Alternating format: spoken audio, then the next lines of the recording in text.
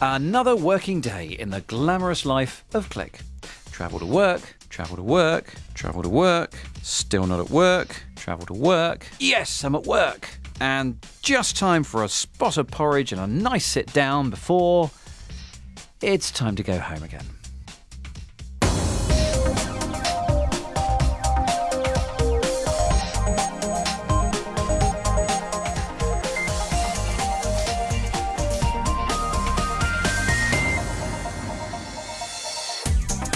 This week, Click goes walkabouts to explore the phenomenon of life logging. But just how much of your life and your friends do you want everyone else to see? A view of the world like no other will bring you the secrets behind these amazing pictures. Opening the door to a smarter abode, we have the latest on the automated home. There's all that, plus the latest tech news, and if you've ever thought your social life was a soap opera, we'll show you how to turn your Facebook feed into a TV show in Webscape. Welcome to Click. I'm Spencer Kelly. The always-on society. It's a future feared by those of us who prefer to keep our private lives, well, private. Now, at the moment, we can choose what we share online, but if the niche trend of life logging catches on, well, there'll be more of us to see than any of us expected. LJ Rich walks us through the phenomenon and the implications it has for us all. Unless you're naturally talented or well practiced, memory is fleeting. Perhaps that's why we love to record our favourite moments for posterity. So this is my first ever photo walk, and behind me 700 people are getting ready to walk around Austin and take pictures, not just of Austin, but of each other. And then everyone shares the photographs afterwards. You would not believe how many people are taking photographs of me right now. I'm looking forward to this. Now, I'm used to being on camera, but it certainly feels very different knowing my picture could be taken all the time by anyone. Even though this is always the case in public spaces. So why does it feel strange? After all, my smartphone knows where I live, Facebook knows what I like, and there's a whole host of pictures and statuses I'm happy to share online with people I don't know. But there are those who've gone even further, sharing themselves, warts and all, and I'm not just talking about lovers' tiffs online. These super sharers upload time-lapse short films exploring how they've aged, or the places they've visited and danced in, as well as some things the rest of us would rather keep private. That's Josh Harris, who a decade or so ago recorded his entire life for online viewers to see and comment on. So life logging, or life casting, has been around for a while. I don't want to be treated like that, ever! No! But life casting in the past traditionally involves doing this.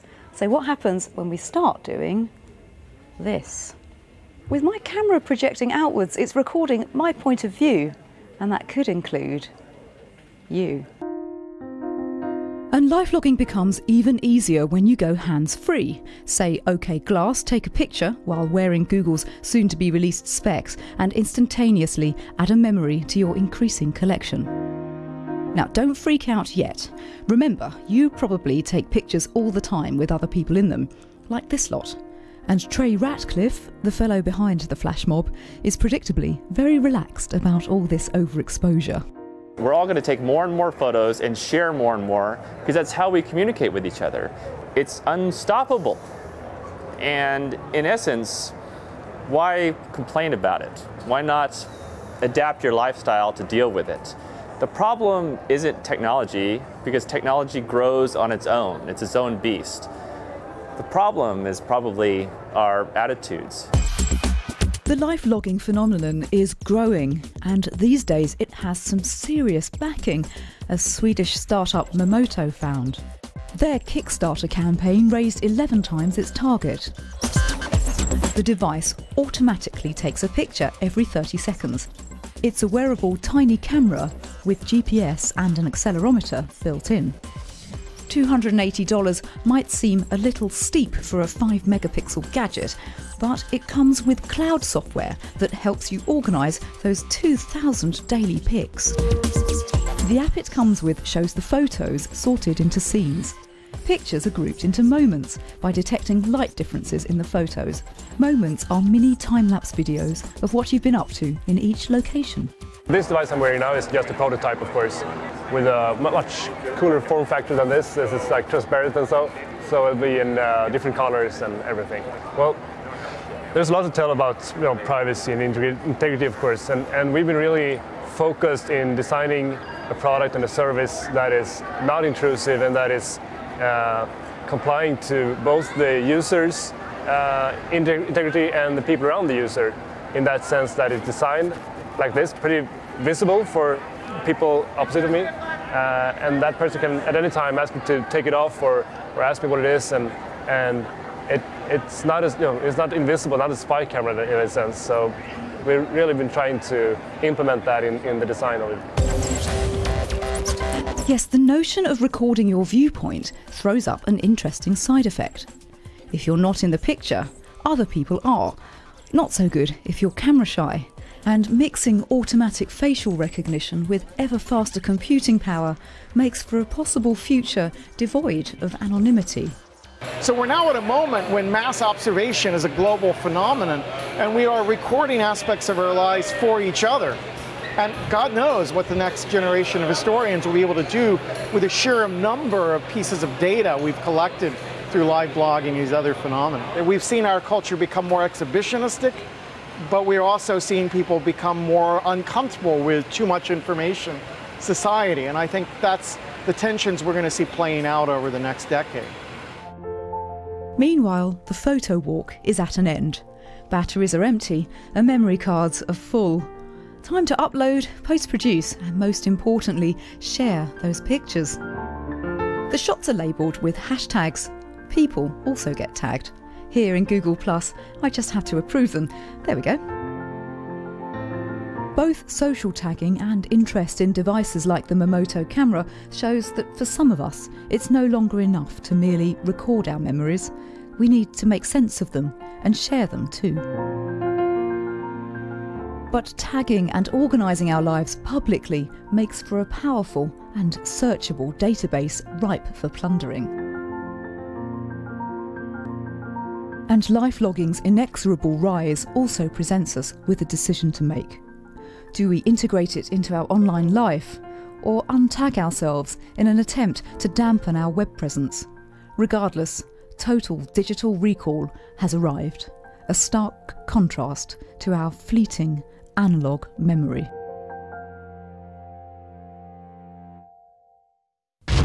LJ Rich. And as LJ says, this idea of logging the world from your point of view has been around for a little while, but it might just catch on now the technology is small enough to actually be wearable. The question is it something that you would do? And is it something that you would mind being done to you? Let us know. Email click@bbc.co.uk. You can even send us a link to a video that you've made. We might use it on a future programme. OK, next up, this week's tech news. Fair trade officials in Taiwan are investigating reports that Samsung hired students to post negative comments about rival smartphone maker HTC. Samsung's Taiwanese Facebook page described the incident as unfortunate and said it would stop using anonymous comments as part of its marketing drive. Twitter has unveiled a new music recommendation app called #Music. What else? It analyses tweets and finds songs by artists that you follow on Twitter, and it'll initially be launched for Apple devices and PCs in the US, UK, Ireland, Australia and New Zealand. Previews of tracks are served up through iTunes, or you can stream them in full through a Spotify or Rdio account. Google's released more details of its Project Glass, the smart augmented reality specs it's developing for release later this year. It's told app developers that they won't be allowed to either charge for or serve up adverts to users on the device's tiny display. The voice-activated eyewear won't come with earbuds or headphones, but instead a bone conduction transducer will deliver sound waves through the user's cheekbones and into the inner ear. Less incredibly, it will take 5 megapixel snaps and 720p HD video. Facebook has rolled out chat heads to Apple mobile devices. The feature, which allows you to continue chatting to friends while enjoying any part of Facebook, has been available on Android gadgets for a few weeks. But due to Apple's inbuilt software restrictions, the iOS version won't let you take your Facebook chatting heads outside of the Facebook app itself or have it active while you use other apps. E-reader maker Kobo has launched a high-definition e-ink display. The Aura HD boasts a higher resolution than its main rivals, and it's geared towards magazine readers, offering more crisp and clear pictures on its 6.8-inch screen. Whether we need such a high-res display is, of course, another question entirely. And finally, Leap Motion is making what will be a landmark jump for gesture control on computers. The startup has announced a deal to embed its technology within machines made by HP. Right now, it's a standalone controller able to accurately detect all 10 of your fingers' movements at once, allowing for intricate gesture-based controls. Now, there's always a ton of stuff happening online and in the tech world in general, and it can be a struggle to keep on top of it all. And that's why we thought we'd help out and show you this. So, take Google's Street View, the eye-level view of the world, and mash it up with a particular photographic technique, and this is what you get. It's basically a time-lapse technique combined with sweeping camera moves and usually focused on a point of interest. This particular one's been created using the JavaScript programming language at Hyperlapse, a creative outfit based in Canada. And they've used Google's Street View as their material. Now, usually this is a painstaking process which takes a lot of precision and hour upon hour of stitching images together. But by using Street View, the Hyperlapse crew have developed an easy-to-use interface and engine that means now any of us can create our own hyperlapse. And it's quite stunning to boot. Fantastic stuff. And if you've seen anything like that that you think we should share with the rest of the world, then email it through. click@bbc.co.uk.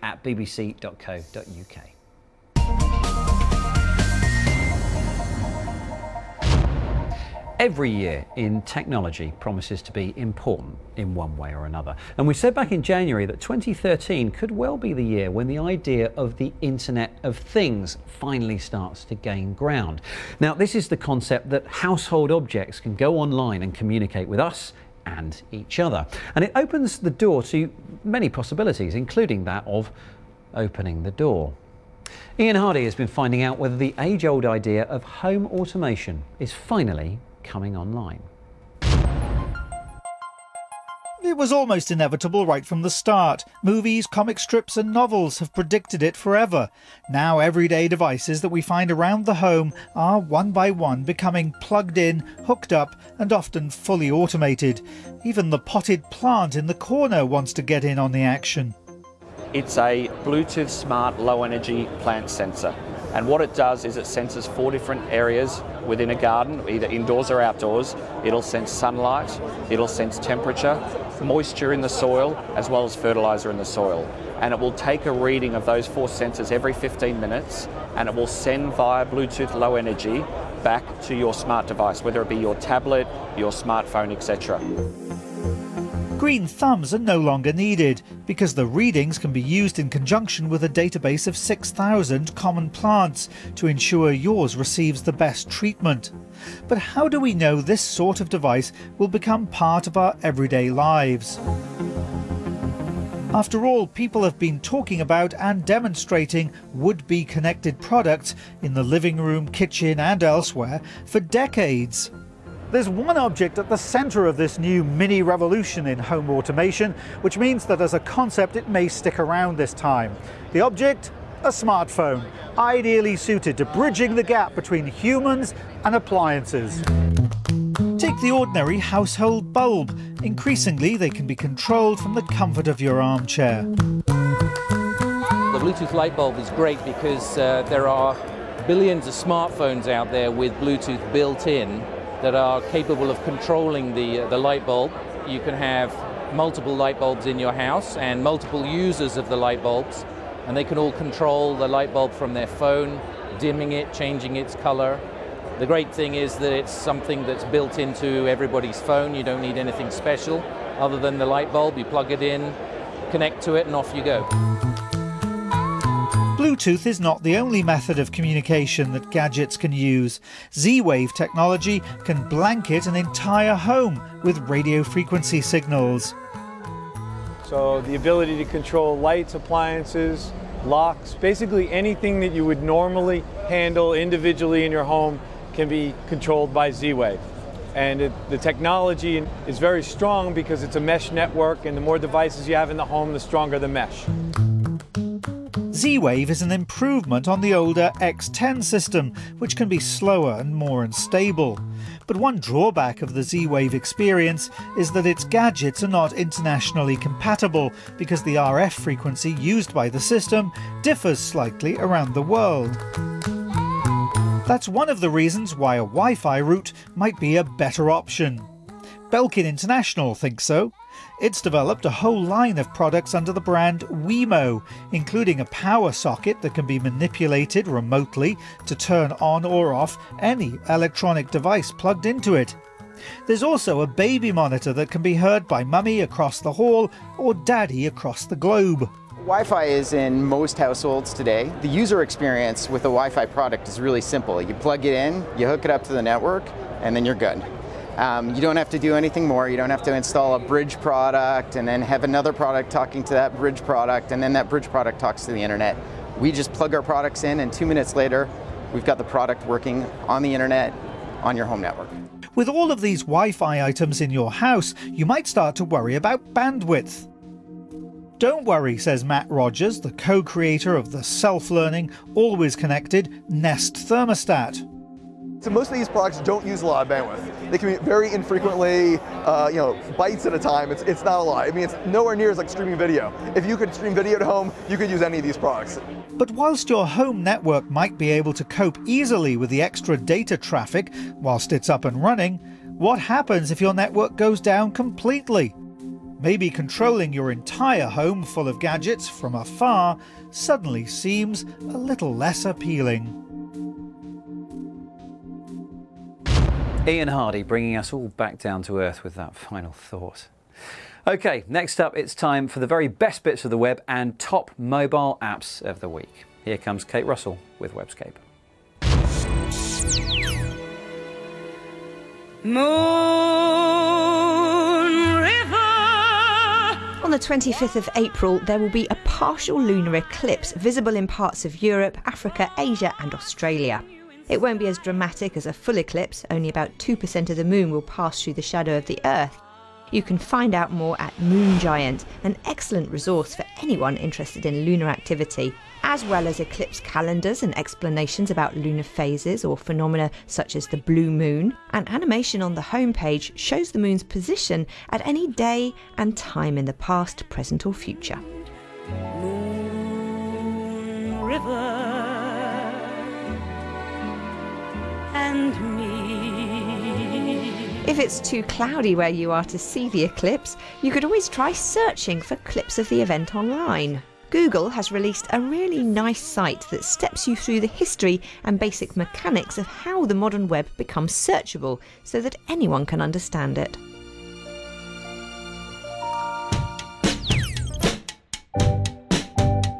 One thing Google isn't short of are blogs.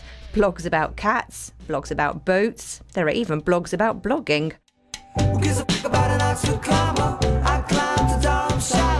Tumblr is among the most popular platforms. It hosts 90 million blogs that generate more than 89 million new posts every day. But no matter how brilliant those posts are, many tens of thousands of them will never be read.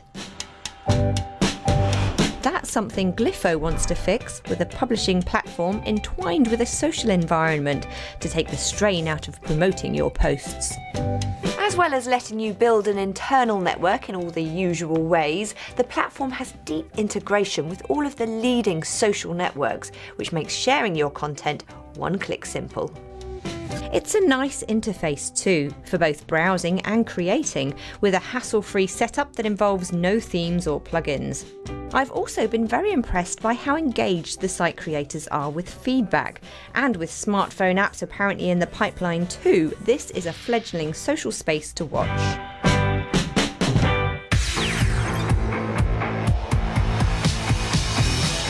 With so many social connections, it can be hard keeping up. So, socialstudios.tv has come up with a novel idea. Your own personalised news roundup of your Facebook events. Hi, I'm Noah Tishby. Welcome to your show. After authorising, the app goes off and populates your TV show with all the favourite status updates from your timeline and any birthdays your friends have got coming up, complete with their celebrity birth twins. It's the moment we've been waiting for. Which one of your friends is the funniest, the most interesting, or just the most popular? Let's check it out. I love the way it turns your friend's status popularity into an Oscars-style nomination reveal. It's presented as classic American pop culture TV and is a really fun way to catch up with Facebook essentials in the last 5 minutes of your lunch break. That's the end of this edition of Your Show. I'm Noah Tishby. Join me again tomorrow for all the social news that's important to you. Bye.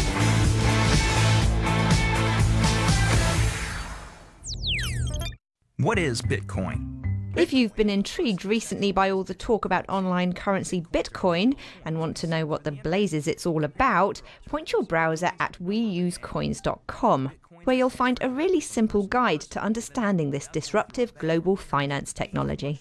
You can use them in every country, your account cannot be frozen, and there are no prerequisites or arbitrary limits. Thanks for all you've done. And LJ looked at a camera that digitally records your life earlier.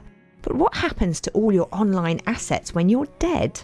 It's something Google has been pondering, and last week released an inactive account manager feature dubbed Google Afterlife on the social web that lets you bequeath the data from Google accounts such as Blogger, Drive, Gmail, Google+, Picasa and YouTube to someone you trust after you're gone.